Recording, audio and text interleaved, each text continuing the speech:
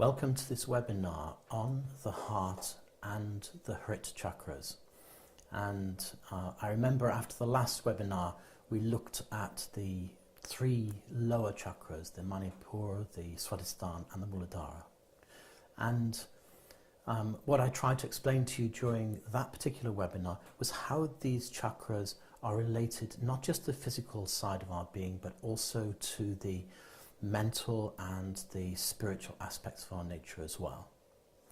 And so today I want to just review a little bit about that and to take the whole process a little bit further and talk about the next two chakras in the system, the heart and the Hrit. And I'd like you to know that these two chakras, particularly the heart chakra, everybody's aware of. You know, most people have an idea of what it is. And the Hrit, people kind of have some idea of what it might be about. But I'd like to reveal some of its real potential and powers and show you how, by using these two centers, you can achieve all kinds of things in your life. So, as you can see behind me, I have a slideshow, so I'll proceed with that and explain and take you through a little bit of meditation as well to explain the process. So, to begin with, let me just remind you that you have the chakras exist along the spine. I'm sure those who are here in my last session will be aware of that. And I've kind of put a little picture of the spine against these first five centers. And you notice that the heart and the Hrit are the top two. And the three below are the first three centers we talked about last time. And so to remind you, the Muladhara chakra exists at the tip of the coccyx, and so that's the very, very base point at the very tip of the spine. And so the spine curls under, as you can see from this diagram, and then the very tip, that point, and it's about 1.5 inches, maybe 3 centimeters above the actual perineum, the sitting point. All right. The sacrum, the sacred bone, which is fused together, of course, is the seat of the Swadhisthana chakra. And that's quite important because I explained to you that the Swadhisthana has the qualities and the power that it can control our desires, it controls the water element, but also from the sacrum, the parasympathetic nerves for the lower parts of the body emerge from these particular points. And the parasympathetic nerves are what enable the body to be still. And sometimes when people they sit for meditation and they have a situation where you have like jelly legs, where you can't sit still. And often it's the parasympathetic nerves in the sacrum that prevent you from moving. Those parasympathetic nerves, often if someone has a very flexible or mobile sacrolumbar joint, so if there's the sacrum, so to speak, and there's the lowest lumbar vertebra, L5, and if this has a little bit too much play in it, what can happen is it can stimulate the system and prevent the parasympathetic nerves from leaving that particular area. It can impinge on them, and then you end up with pain or anxiety, and you just can't sit still. Some people really suffer from this problem. And so it's just a good thing to be aware of. The sacrum is the seat of the Swadhisthana chakra. Swadhisthana chakra controls the water element in the body, as I explained to you last time. And so the way that works is that by focusing on Swadhisthana, you can actually learn to control the flow of blood in the body. And I explained to you how some of these people in Far East, they put themselves into trances at particular ceremonies, and then when they are cut or when they pierce themselves, they don't bleed. And that is a function of the second Swadhisthana chakra. The first chakra, the base chakra, as I said, controls pain and the fear of pain, because fear is related to pain. We always have to remember that, either physical pain or emotional pain. Some kind of trauma, some kind of physical situation, and we don't like it, so that the emotion of fear arises out of avoiding those things, quite naturally, okay? And so then the Manipura chakra, the third center, is the fire center, and I explained to you how the fire center, which is connected to the point just behind the navel in the spine. And the Manipur chakra is about fire, therefore it's about the heat in the body, it's about the process of digestion, it relates to the small intestine, and is the seat of Pitta dosha for those who are Ayurveda fans. And so consequently, by learning to work with these three lower centres, we begin to control our pain, our fear. We're able to control the blood flow through the body, and we're able to work by increasing circulation. So if you have cold in your body, if you find you get cold, by focusing on Manipur, you can build heat. And I explained last time, if you remember, a particular breathing technique which will bring heat into the body. So anyway, those are the first three centres. And then the next two, the Hrit and the Heart, are then what lie above. And I've explained, you can see on the diagram, I've put here that the Hrit centre is from the vertebra T8 to T12. T12 is the lowest vertebra that's connected to the ribs. So if you want to find that lowest point, find your ribs, go round the back, and where the ribs meet the spine, that is the T12 point. So you can see that anything below there is the lumbar vertebra. You'll notice the heart center and the Hrit is where the spine curves backwards, and it has to, because it has to make space for the lungs and the heart. All right. Also, the vertebrae above T12 are not as flexible as the ones below. The lumbar vertebra is far more flexible because it allows us to move to the left and shift to the right and move ourselves forward and backward and tilt our pelvis. And so the only thing supporting you from the lowest part of the ribs down to the sacrum, to the hips, are muscles and the spine itself. Above then, the ribs support the lungs, the heart, and protect them. And then, of course, the spine rises up into the neck and supports the whole of the skull. So Heart and Hrit rise above that. T4 to T8 for the heart, and then the Hrit center is from T8 to T12. And those are quite important. I'll come back to them in a minute or for a few minutes after we've done a little bit of centering to get ourselves settled, and so you can experience some of the things I want to talk to you about today. So I'm going to move the slide on, and then we'll continue. So here is a beautiful photograph I found, and the photograph is of an 8-petaled flower, and as you'll see, the Hrit center is related to an 8-petaled lotus.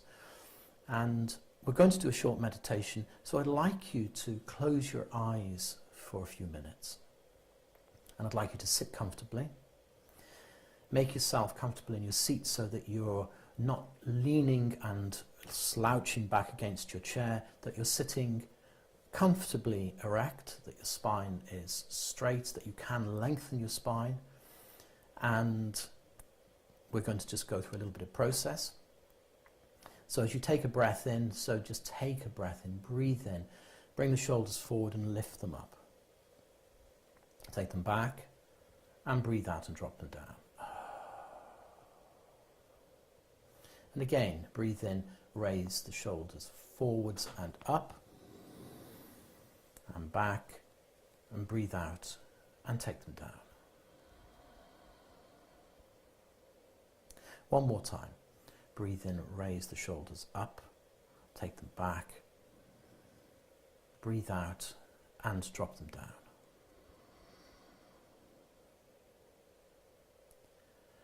Take a beautiful deep breath in. Fill the chest right to the top. Pause and then let go. And again, beautiful deep breath in. Expand the chest.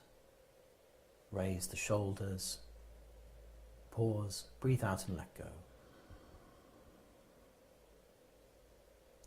And now breathing in and breathing out a little bit slower than you normally would, and a little bit deeper. Feel the breath coming in into your body, down into the lungs. Feeling the space between the lungs and the hips. Feel that space, the space of the abdomen. Breathe out On each in-breath, feel the breath coming in, and as you breathe out, the breath gently leaves.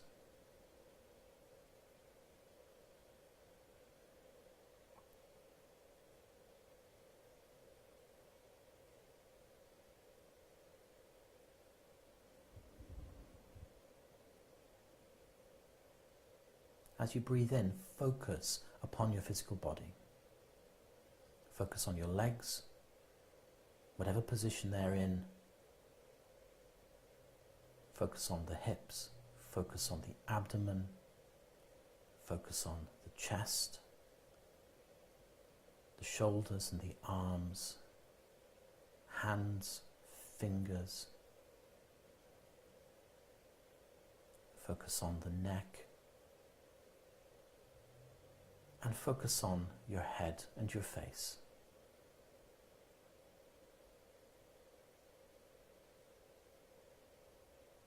Beautiful breath in. Focus on all of these different parts of the body. Feel, try to extend your awareness into the physical body, to extend the sense of touch.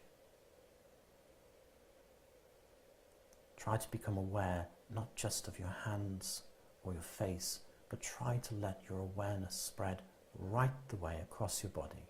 Become really aware of the sensation of touch.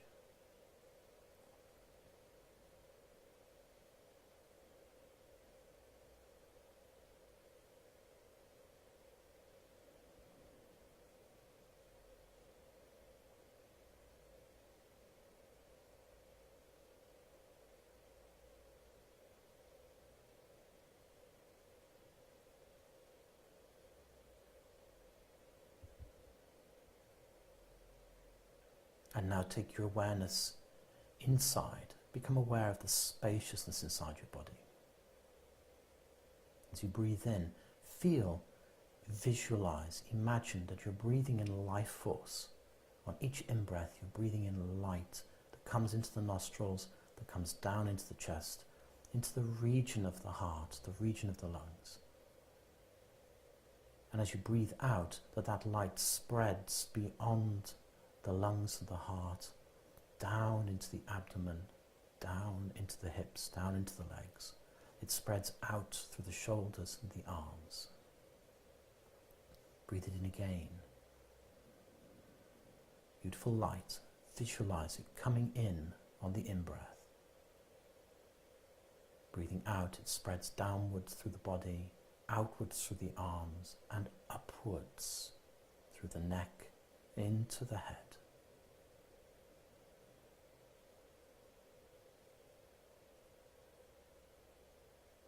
Breathing in, drawing prana, life force, visualizing light down into the center of the chest. Breathing out, let it spread outwards, downwards, upwards, throughout the whole of your body.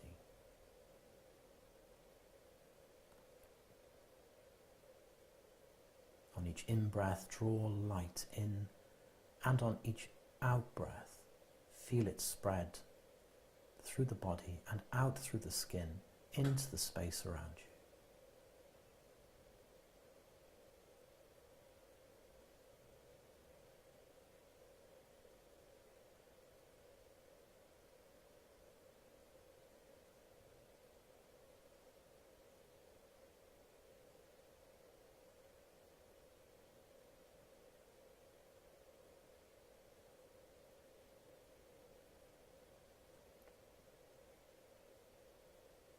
And having felt your body begin to relax, then begin to focus upon your thoughts.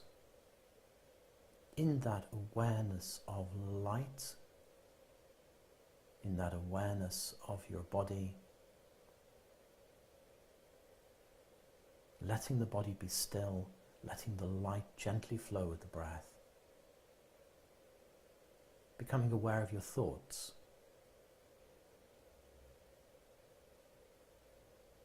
Allowing the thoughts to just very gently enter your mind. Whatever thoughts come, allow them to come.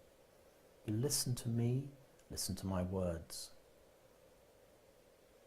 Let them be the central focus of what is happening for you in this moment.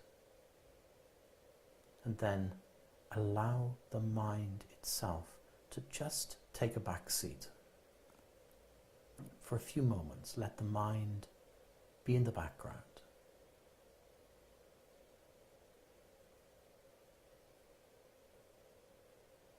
Breathing in, breathing out, mind in the background. Allow yourself to let go of all of the things that are in your life at the moment. Be they good, be they troublesome, stressful, it doesn't matter. Whatever's in your life, let go of it and put it into the background. And just like a photograph where the background becomes blurred, allow those things to just be there but not be relevant. All that matters at the moment is just the awareness, just awareness in the moment. Not noticing anything, but noticing everything.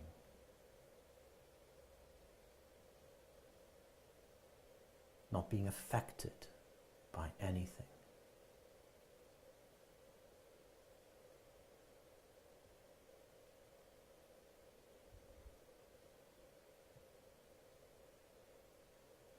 And in that space of awareness, let yourself settle into the stillness there.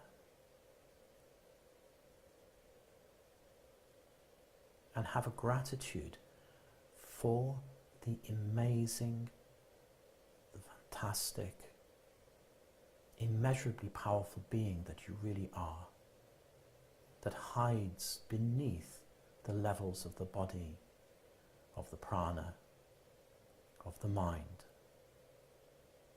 The immeasurably powerful being that you are. Have gratitude that you would choose to come to this world for some amazing purpose that only you know.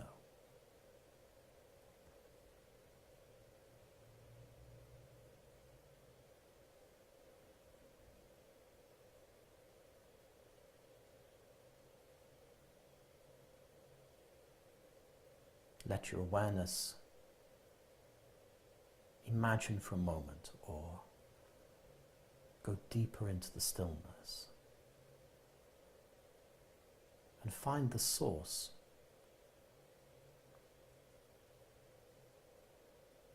The real source where you come from.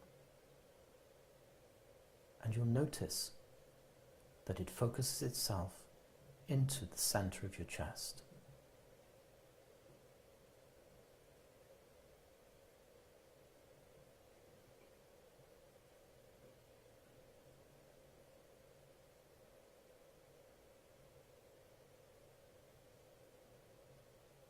When you let your awareness rest at that place, the physical body is still there, the prana is still there, the mind is in the background. And in that place at the center of the chest is a sense of contentment.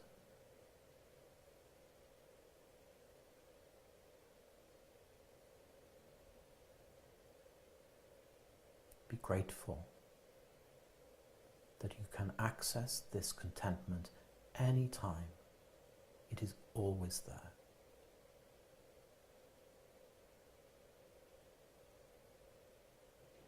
And so now, in this moment, allow yourself to become aware once more of the mind. Instead of being blurred in the background, it comes into sharp focus, and you realize that the spaciousness is still there. Your mind is crystal clear, and you bring with it the awareness of the driving power of the soul,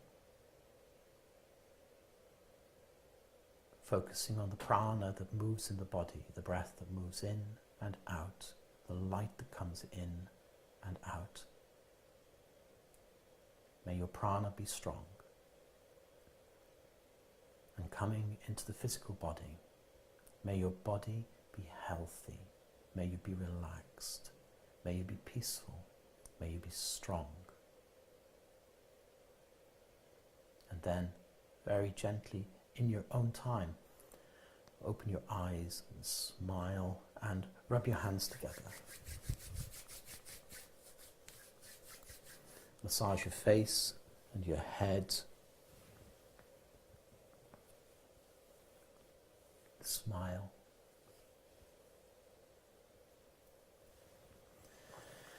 And we will continue now with a discussion, a talk about the nature of these particular chakras. And I want to explain something about why the Hrit is important and what its nature is. So, here is a diagram, and we have a handsome fellow in the middle, dare I say, who has lots of great big chakras up the center of his or her spine. It looks like it's a his. And then on the left hand side I've got familiar names of the chakras, and on the right hand side I've got some other names which may not be quite so familiar. So starting at the base you have the Muladhara chakra. Muladhara chakra and Svadhisthana and Manipur, those are the first three that we know about. And on the right hand side we have associated chakras that go with those ones which are on the left. And that's quite important that you're aware of that particularly the higher chakras, they have associated chakras with them which have great potential for creating quite amazing internal transformations. And the reason for this is that we are ruled by three states of consciousness. We're ruled by the waking state, which we're all in now, and the brain is very much focusing on the left-hand side, rational state, while we're listening to me. And we were in the right-hand state a few moments ago, the right-hand side of the brain, when we were being intuitive and going inside and meditating. And so we have these particular states of consciousness. The waking state, we have the dreaming state. Everybody dreams. We may not remember it, but we do. And then we have the deep sleep state. And these three states of awareness, the consciousness slips quite easily between the two. And you'll notice when you're very tired, you fall asleep and your awareness drops down to that place. You go, oh, and you fall, and the mind drops through the conscious state into the deep sleep state. It drops right down into this amazing deep place. We don't remember it. When we cross that boundary, we don't remember it. And then we rise once more into the dreaming state. And in the dreaming state, the brain goes into this process where it sorts things out, and the eyes move rapidly, rapid eye movements, okay? And we again drop back down into deep sleep, etc. These three states of consciousness we're aware of, but there is a fourth state. And the fourth state is called Turiya. Okay? Turiya actually means fourth state, okay? And so these three states, they sit upon this fourth state, the Turiya. In the ancient tradition, it's regarded as, it's called that the Kundalini energy, the energy that exists in the base of the spine, is said to be a snake that coils 3.5 times round a sacred stone of Shiva. And the three coils represent the three states of consciousness, and the final half turn represents the final fourth state of consciousness. And when that fourth state of consciousness is activated, then the other, what we call minor chakras, really start to play their part, because the linkage between the minor chakras and the major chakras becomes very, very clear at that point.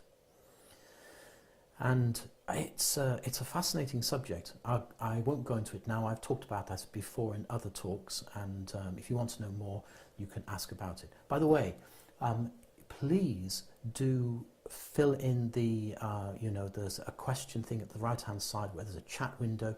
Please put in your name into the chat window and submit questions. I'm not going to answer questions now at this point in the this webinar, but at the end I'm going to devote a few minutes, 10 minutes or so, to answering questions. And so during that time, then we'll be able to, whatever you've written down as your questions, we'll be able to look at them then. So please do write them in. I'll try and remind you as we go along, okay? So the chakras in the spine that everybody knows about, the major well-known chakras, have associated with them other forms.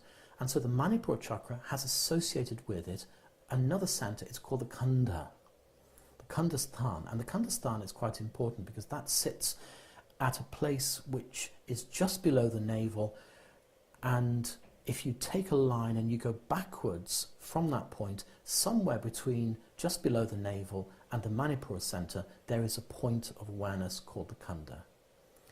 And that is the associated Turiya center for the Manipura chakra. It's sometimes called the Tejas Kendra, the center of radiance. So this is really quite important to be aware of. The Manipura chakra is sitting there, and then in the spine, and then below the Manipura you have the Khandha, which is behind and radiating in the center of the body. You can kind of think of it in that space, that somewhere in the cavity of the abdomen there is a radiating point of energy. And a discussion for another day, we'll talk about how the fact that the energy flows in from the universe through the Khandha and then descends down to the base and then becomes available for us in the normal chakra system. It's associated with Manipura, therefore it's a radiant, powerful, bright center. And so then the next two chakras, the heart center, which is in the chest, has associated with it the Hrit center, which lies underneath. So the Hrit center is important. It lies beneath the heart and is often seen as a tiny little basket. And if you remember the diagram I gave you, which was in the start of this particular webinar at the very beginning, there's a diagram which I painted years ago showing the heart and the Hrit below as a tiny little 8-pointed lotus. I'm going to talk a little bit more about that in a minute, but just to continue to say, above that we have the throat center, then there's two associated centers called Lalana and Talu, which exist above that, and that's not for this particular webinar. Then the brow center, the Ajna, Agna, Agya, depending on where you are, that exists between the eyebrows. It actually is connected to the pituitary gland at the base of the brain. And then associated with that you have two other centers. You have Soma and Manas, and they are related to parts towards the frontal cortex of the brain. And again, we'll come back to them.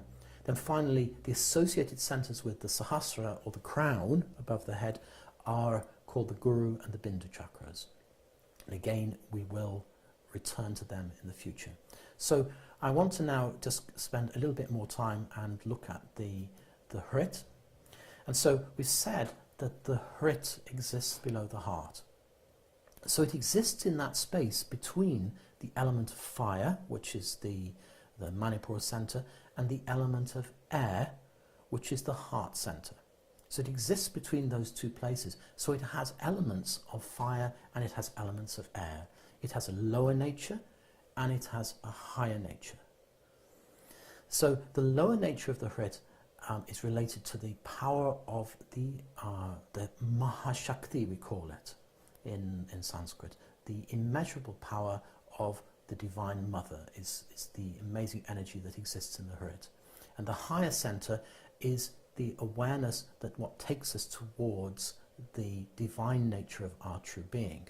So there's a kind of a crossing over point in the Hrit.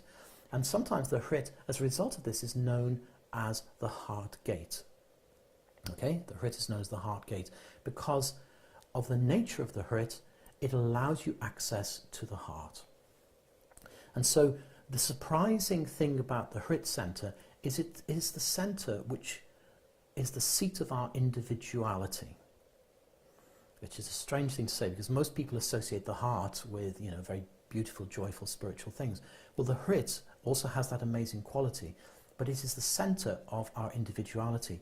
And the individuality is represented as is called the ahamkara, or the ego. Ego is not a bad thing when it is the servant of the divine nature of our being. But when the ego thinks it's in charge, then it can be a real problem. This is our dilemma with the Hrit center. It is connected to the lower centers of the body, and it is a gateway to the higher centers starting with the heart. So the individual sense of the Hrit, it is to do with the ego, the ahamkara. And then the most interesting thing about it is that the Hrit itself is pointing downwards. It faces downwards towards the lower centers of the body. And consequently, you understand, we begin to see why it is that most people in their lives don't spend much time in the higher centers.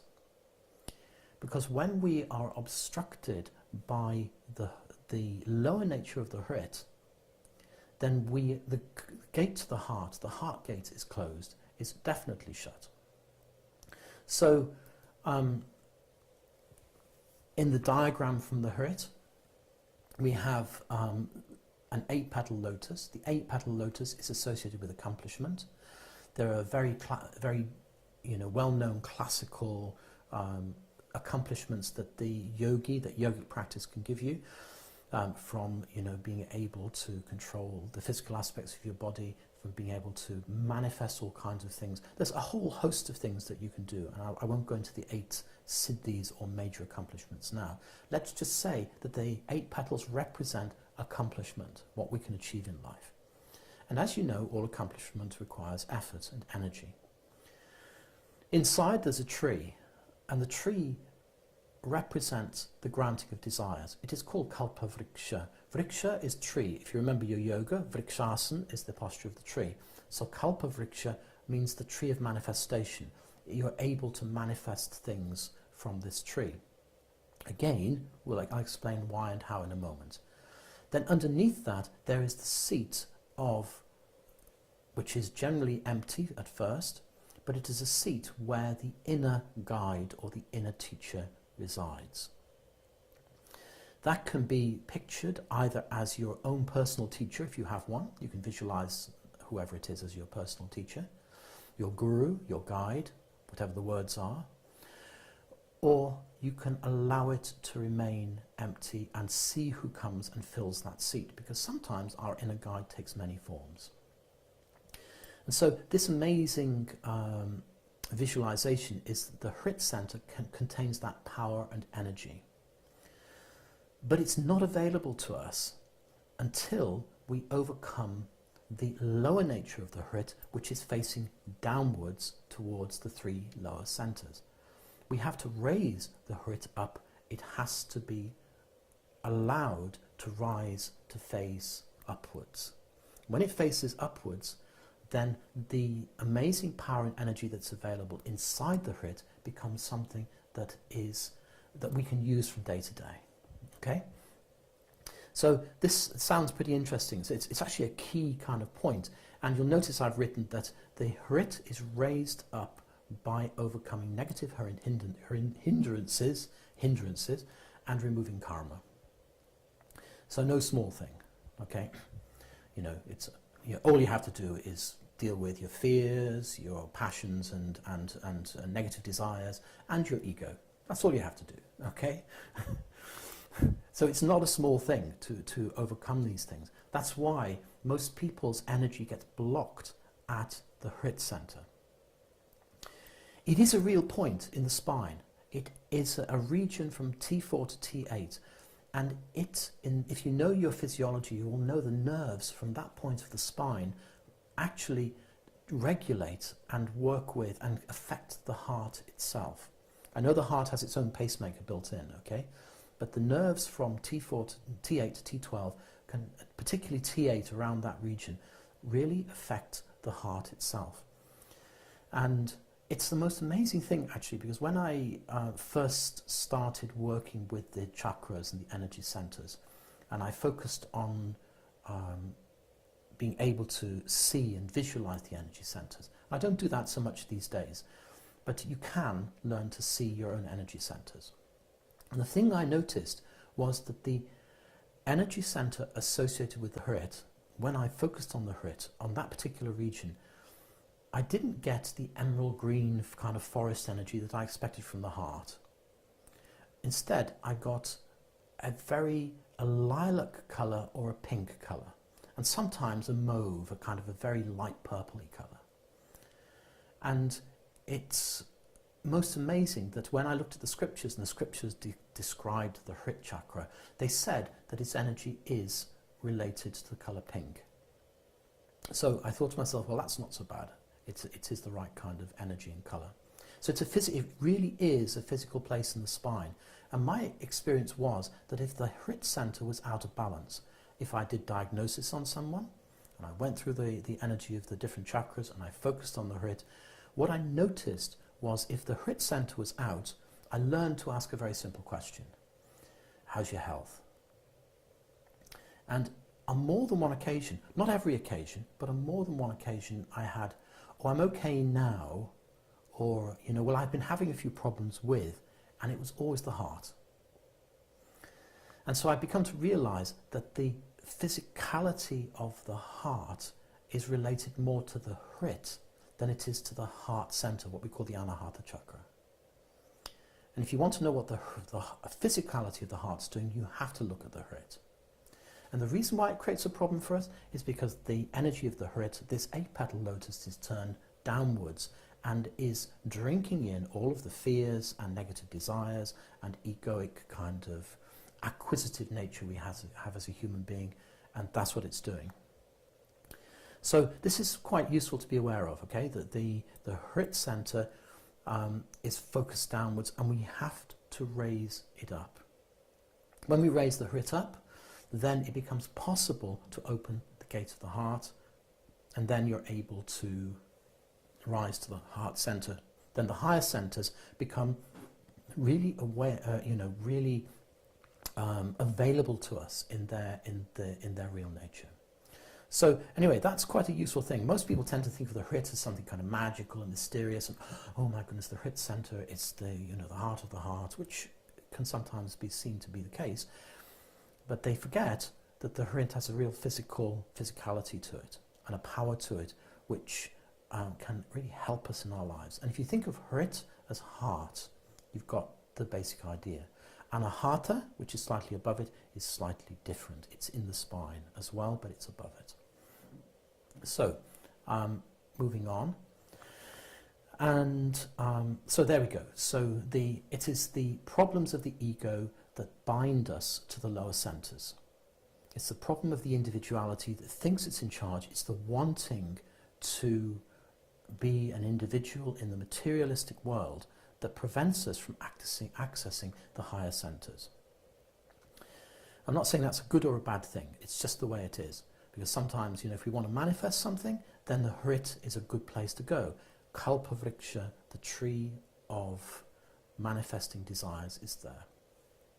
By the way, there is a beautiful story that exists in the scriptures, and it says that we have to be aware that within this tree there is a bird, and the bird is often pictured as a crow, and this crow sits on the branch of the tree, and the crow has the beautiful kind of energy and title is known as Kakabushundi. And this crow is said to have existed for millennia. And the story goes in one of the ancient scriptures, the Yoga Vasistha, how that the sage Vasistha went to heaven, to Mount Meru. Again, I talked about Meru at some other point, and visited the Kalpavriksha tree, visited this tree, and saw this bird and asked him and said, tell me about yourself. I've heard that you've been here a long time. And Kakabushundi said, well, yes, I have personally witnessed the creation and the dissolution of 4 or 5 different universes. I've seen the existence come to an end and the universe begin again. And so Vasistha asked how this could happen. And he describes this whole process of how there were 24 of these birds originally. And one by one, they were very long-lived, but all the other ones died or suffered some kind of injury or something. But Kakabushundi, by the power of his meditation and his focus, managed to stay above all this. And then he came to exist upon this branch of the tree. And so what happened was, Kakabushundi exists on the branch of this tree, and he said that when the end of the universe came and the fires of existence that dissolved everything came in and the waters rose and everything, and he describes it all quite metaphorically. He said by the process of meditation he was able to lift himself out of that place, that he would witness the end of the universe and the creation of the next one. And when the tree, the Kalpavriksha tree on Mount Meru, came into existence, he would come once more to alight on the branches of this tree. So when you focus on the Hrit Center, when you go into that particular place, please be aware that you might just notice on the tree a bird. And the bird is immeasurable wisdom. That's what he represents, immeasurable wisdom. And I think sometimes what I've found useful when I go into this place in the Hrit Center and I look at the tree and I see this particular tree and I visualize the bird and the bird is there and I recognize the immeasurable wisdom in that, I can sometimes ask the bird a question. It may choose not to answer, or it may choose to answer. But be aware of the wisdom that exists in the Kakabushundi, in this amazing crow that exists on this tree within the Hrit Center, which is below the heart. So, I'm now going to move on a little bit further, and I want to just focus you for a moment. So I would like you again to take your awareness through the body and downwards, and I'm just going to remove myself from the image for a moment, okay? And so I'm not there now, and then I'm going to just take the slide forward. And you remember this particular diagram for when we looked at the Manipur chakra. And I'd just like you to go down to the Manipur for a moment and focus in the center at the Manipur. Focus there. And as you're focusing there, I'd like you to just breathe gently, keep your awareness at the region of the navel, and let yourself just be there for a moment. And as before, I'm going to just gently change the image in one moment. And I change the image from the red to the green. Focus on that. Keep your eyes on this particular triangle for a moment.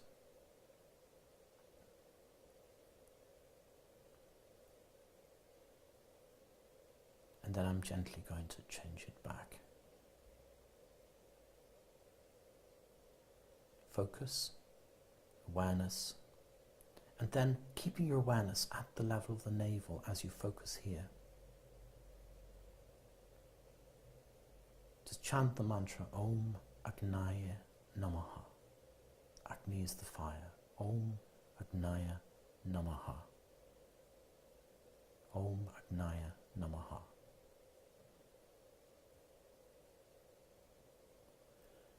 Focus there, and then visualize that the beautiful triangle that you see in front of you, linking to that triangle at the Manipur, and then see the triangle slowly turning upwards so it faces flat and the energy awareness rises through the body. Om Agnaya Namaha. Om Agnaya Namaha.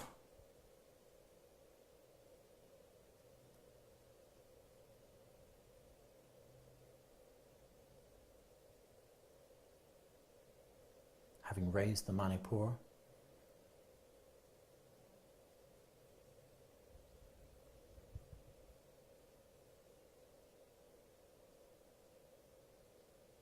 the fire rising through the body,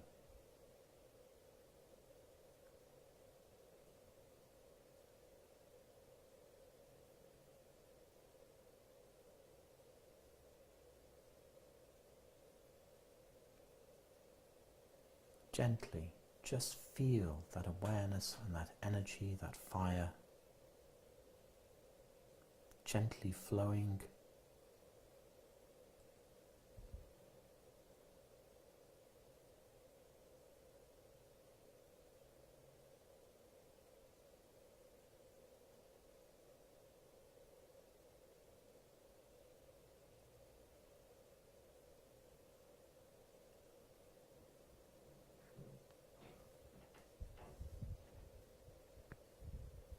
And then bring your awareness back to your center, and then open your eyes.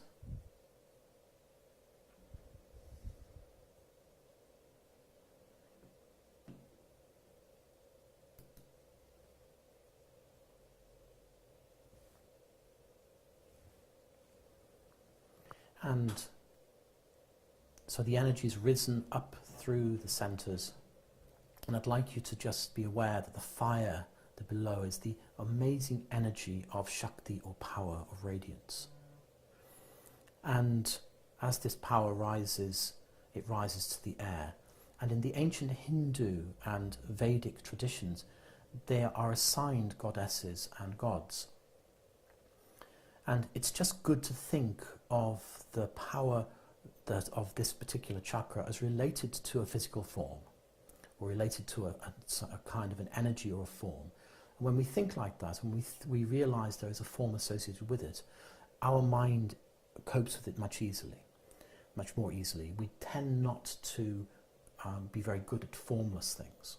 But if we just have an image for a moment, and I'd like you to be aware that in the ancient tradition, when we look at the Vedic tradition, the fire energy of the lower part of the Hrit is to do with the goddess Ambe. She rides a tiger. She's a form of Durga, who many of you may have heard. She's a form of the Divine Mother, the Great Protector, and you'll see that she has many weapons about her.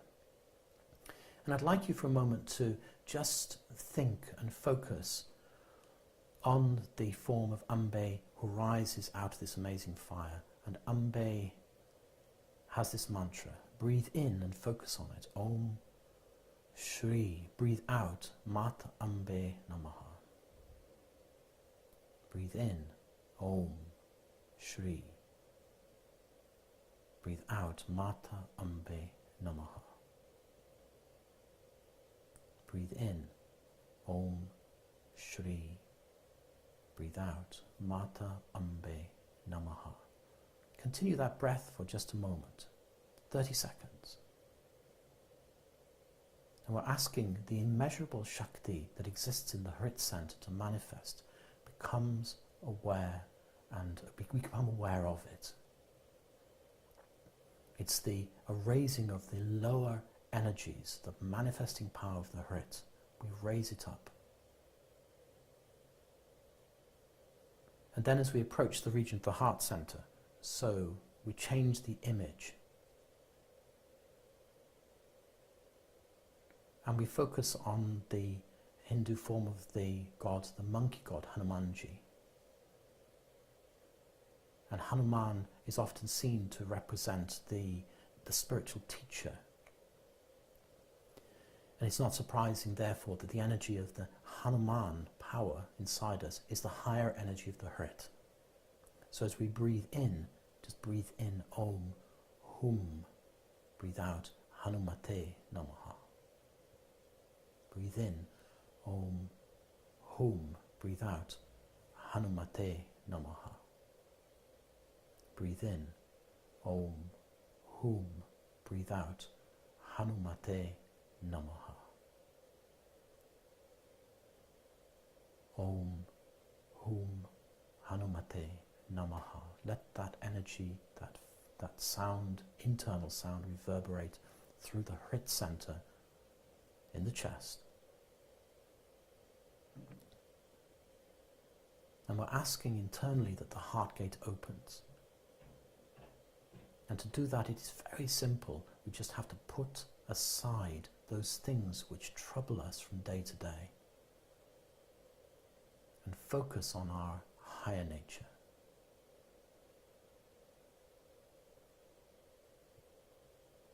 Breathing in, Om, Hum, Hanumate Namaha.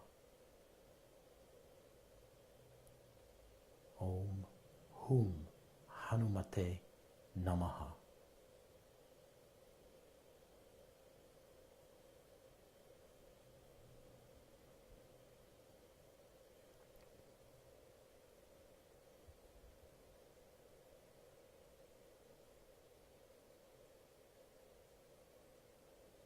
And so now I'd like to just spend a few minutes focusing and talking about the heart center.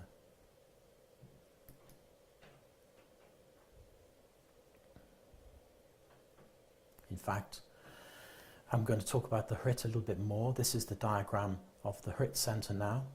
And so I'd like you to just focus on this. Again, you know the idea. This is an optical yantra. And as you breathe in and breathe out, again, keep the energy Om Hum Hanumate Namaha or Om Mata Ambe Mata Namaha. Okay, whichever Om Mata Ambe Namaha, Om Hum Hanumate Namaha. Focus on whichever you like. Keep your awareness in the Hrit area, just below the heart. And for the next minute, we're going to just focus, keep your eyes on this diagram. I'll remove myself from it as before. Keep your awareness on this diagram and breathe in, breathe out. Om Hum Hanumate for the higher energy of the Hrit. Om Mata Ambe Namaha for the lower energy of the Hrit.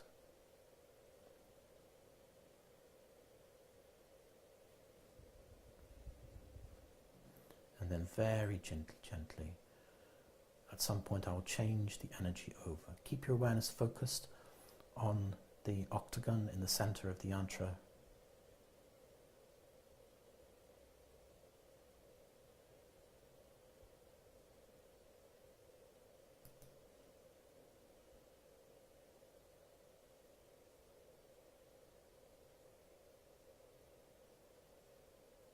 Move the awareness backwards and forwards between these images as before. Just keep focusing upon the 8-petal lotus.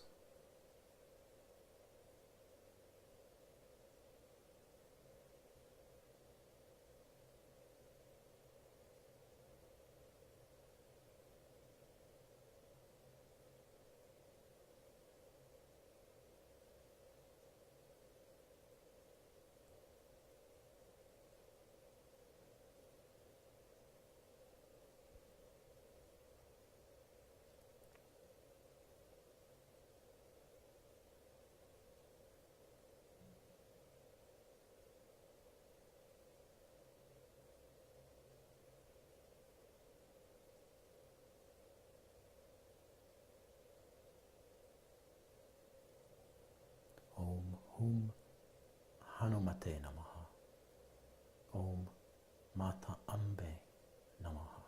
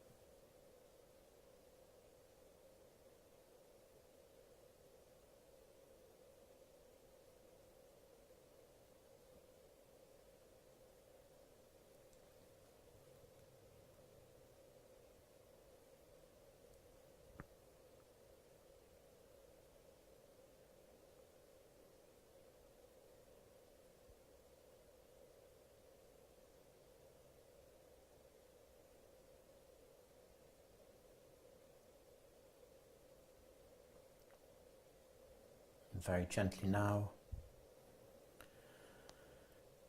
just bring your awareness back to your center again.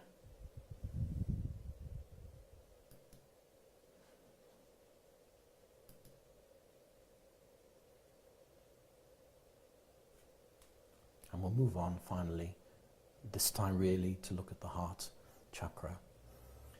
And time is running faster than I'd imagined. So I'm only going to spend a little bit of time on the heart center. And I think the next time I do a webinar, I'll expand the heart center into a lot more detail. But I would like you to be aware that as the Hrit center is the center of the individual consciousness, then the heart center is the access to the higher universal consciousness.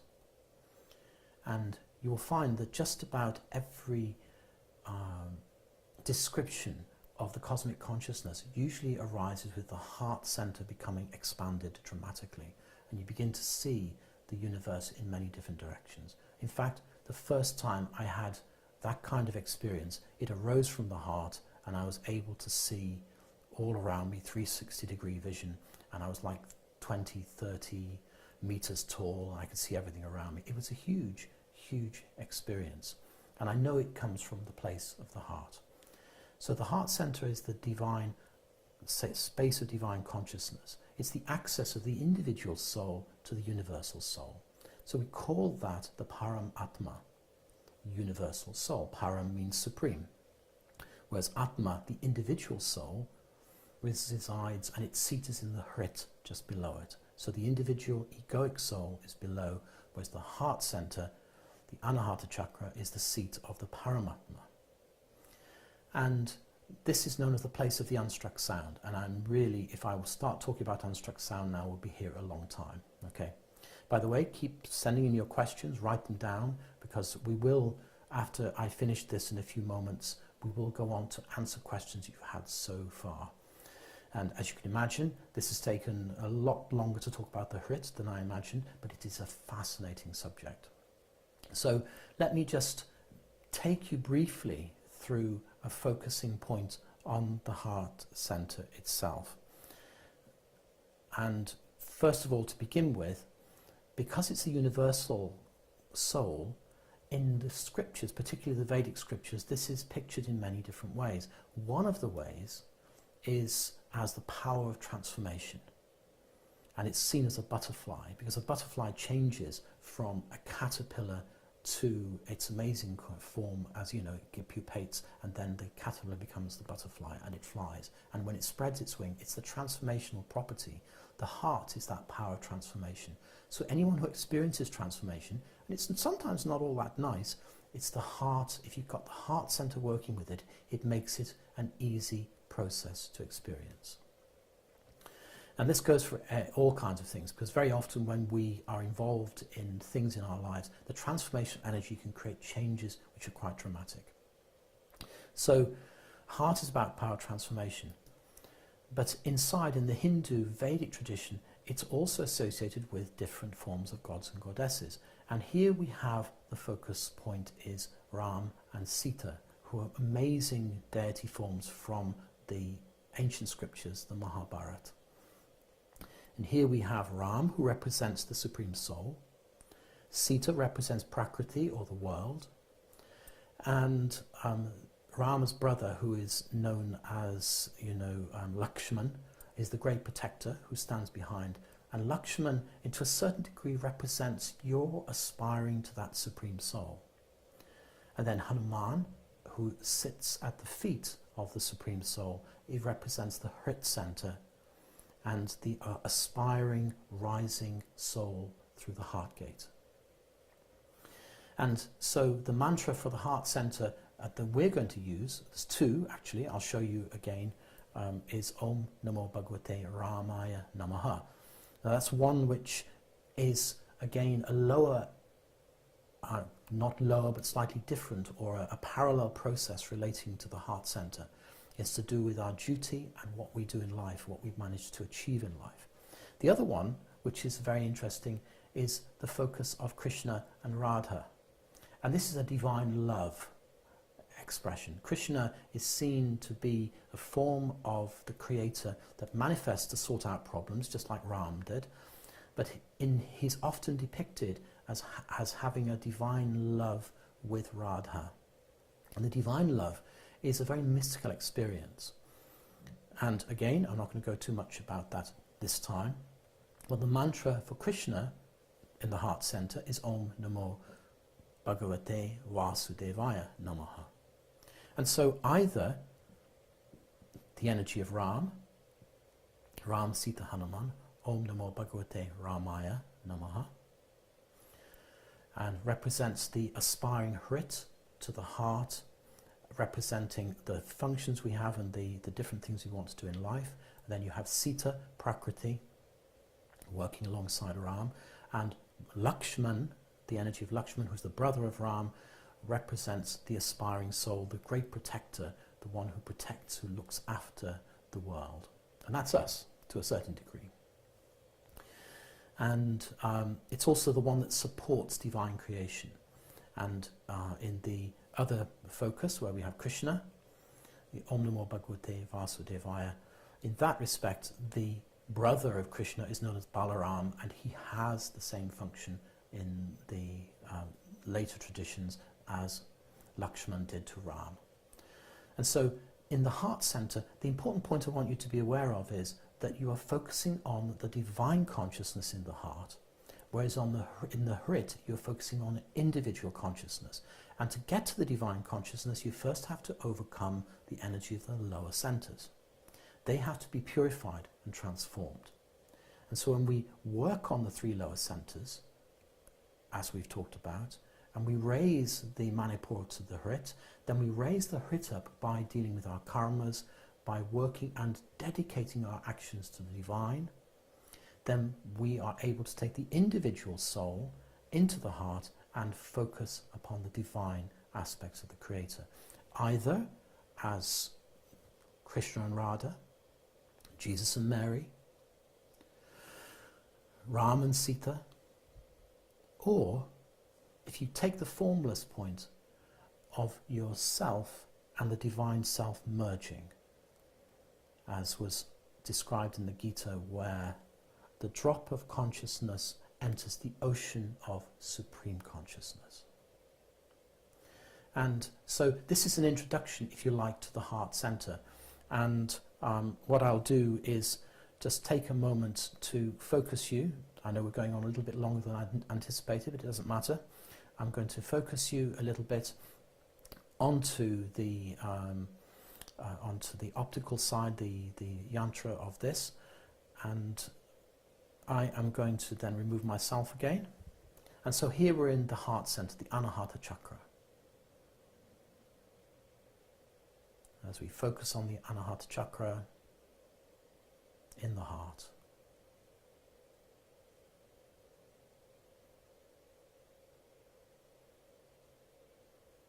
Breathing in, either Om Namo Bhagavate Ramaya Namaha, or Om Namo Bhagavate Vasudevaya Namaha.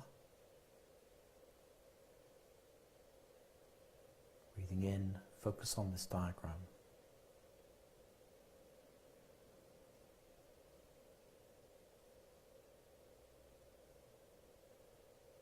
Om Namo Bhagavate Ramaya Namaha.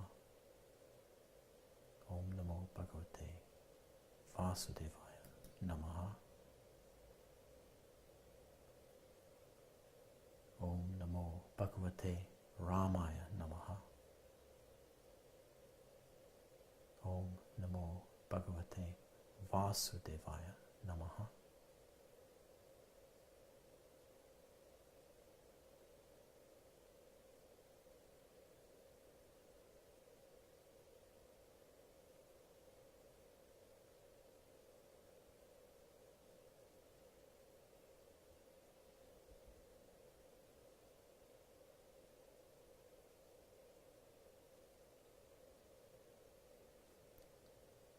Focusing the awareness in the heart.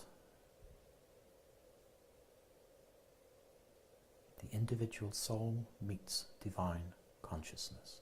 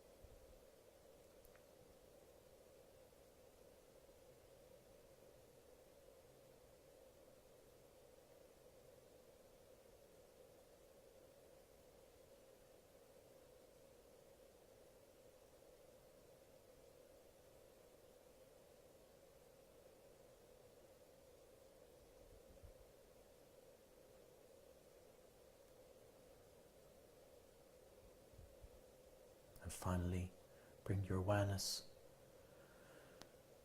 back to your center. Close your eyes for a moment.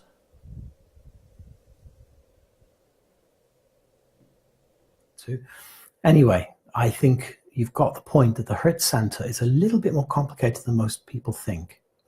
It's really important for being able to focus awareness from the lower centers through to the heart. That's why it's called the heart gate. And of course, you can only really master the Hrit center once you've overcome various issues to do with your ego and your pride and your anger and things like that. So I'll just offer you the opportunity, if you want to write some questions into the chat window, please feel free to, and I'll do my best to answer them for the next 10 minutes or so. I'm still here, and otherwise I'll just carry on talking. It's not a problem. And I'd just like to say that in the tradition with the heart center, there's a 6-pointed star, and of course the optical stuff that we did gives you the kind of feeling that it's a fixed thing. In actual fact, that star you can think of as being made of lightning. It's quite an interesting thing. The shape is made of 2 stars made of lightning. It's a very difficult thing to draw in graphic design.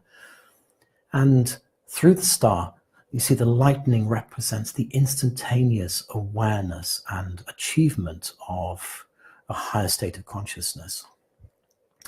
And, but behind that, there's usually this deer, the deer that is present in the center of the heart. The deer represents the spiritual experiences that we have. And what happens is when we have those experiences, something happens on our meditation and we suddenly think, oh my God, it's happening. And then, oh my God, it's gone. And it's because that deer represents the experience. It's very timid and it runs away from the ego.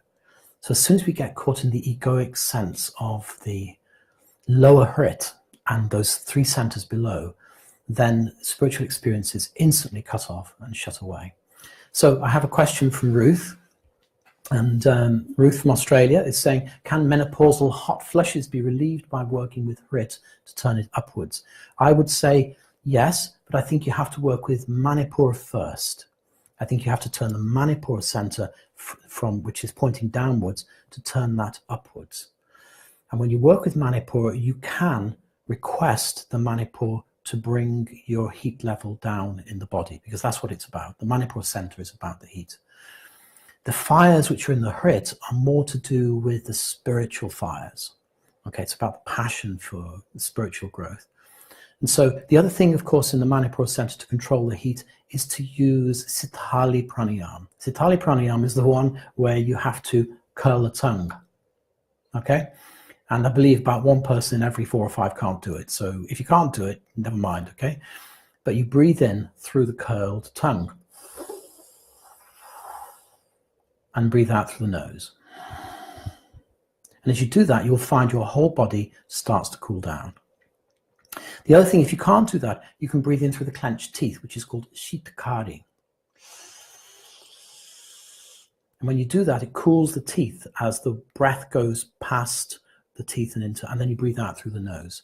But that one doesn't cool the physical body, that one cools the pranas and the nerves.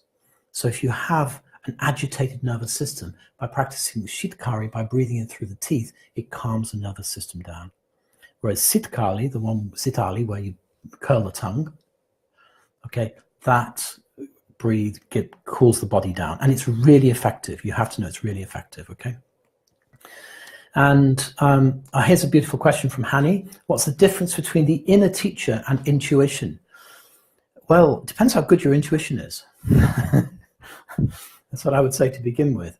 So your intuition is it's an amazing thing, because your intuition is at a deeper level. When you should test it by asking yourself the question, does this intuition tell me something which is profound and deep, or is it something that just satisfies my ego? If it's something that's egoic, then you'll know that, oh, my intuition tells me I should have, another coffee. Okay, well, maybe that's not your intuition, okay? But if your intuition says, ring this person up now, it's important, and then you follow it and you find out that it was important, then it means your intuition is starting to work for you. So please be aware, the inner teacher, this is the guide that will hand you information to your conscious mind. And the inner teacher will, you'll suddenly find a voice in your mind that says, what you're doing now isn't that important. It sometimes says that. I remember once I was out in the forest and I just held a tree, and the tree, in the most amazing way, just said, you humans are so concerned about time. And I thought, oh, wow, that's an amazing statement. Whether that comes from the Devata, the energy of the tree, or whether it comes from the center of the heart, because we all communicate with each other and with all of these beings in nature. It comes from the heart. But I would say to you that, yes, the inner teacher gives you generally more profound things. Okay? Straight intuition will tell you what to do from day to day. The inner teacher will give you revelation. It will give you amazing thoughts that you suddenly, oh my God, I didn't think about that. It's usually about something you would never have guessed about. Okay, so Hani, does that answer your question? All right, I hope it does. So whilst more questions come in, I'm sure there's a few more people who would like to say something or to ask some questions. It's a rare thing for me to just allow open access to ask anything you like, but here we go. So in the meantime, I was talking about the heart center, and I said you have this deer behind the six-pointed star, and the deer runs away. And the most beautiful thing is that if you were to follow the deer, if you, in your visualization, if you were to follow the deer and go through that six-pointed star into the countryside beyond, you would find yourself into a very serene place. You may not find the deer again, but you would find yourself in a very serene place. And very often in meditation, you'll find yourself in places like this. And that is why in the ancient scriptures, the word loka was coined. The word loka means a plane of existence, a world that's beyond our own. And I believe sometimes when you get into these places, and it's more than just visualization, you're taken into something and it's not really of this world. You're into another place. And going into the heart is one of those examples. By the way, the interesting thing is in the Bhagavatam, one of the ancient scriptures in ancient India, it is said that you're supposed to focus on bringing the power of the mind to the heart. And there's a whole process how we do that. If you've been taught our meditation course, you'll know that there's a thing called the threefold breath, which brings the mind into the heart. That's its purpose. And in that place it says, and in that place you should visualize the divine play of the Creator in your life and visualize it in your heart center. In actual fact, it says your heart center or any of the other circles of prana in the body, any of the other chakras in the body. So it's quite amazing that you can do this. You can take the mind to the heart and then focus on the divine play in your life. Now, some people mean that you should focus on the ancient stories of the divine from the scriptures and play them out in your mind. My interpretation of that is not the case, because the divine play is what is going on in all of our lives all of the time. That's a very interesting point, so the divine play is happening to us all the time. And, so you have to be aware that this divine play of energy is, we have to think that when we're going out into the street, when we go to the shops, when we meet people, when we're talking, actually it's all a play between us and the universe. When we recognize that, we begin to take on that divine element and put it into a state of priority.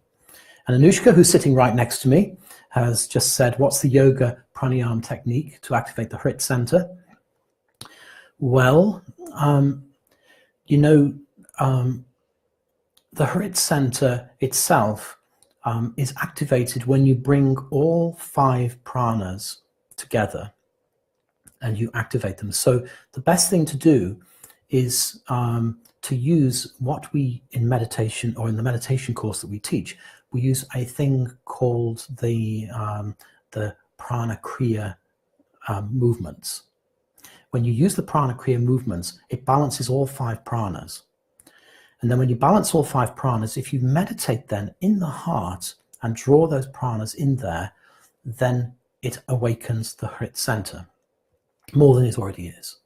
Remember, sometimes awakening it is not good enough. It's like I once went to my teacher, Mansukh, many years ago, and I said to him, oh, look, I found this book. It's called The Opening of the Third Eye by this particular guy. And he said, well, you know, that guy could teach you how to open the third eye, but he may not teach you how to see with it. And it's the same thing here. You can awaken the Hrit center.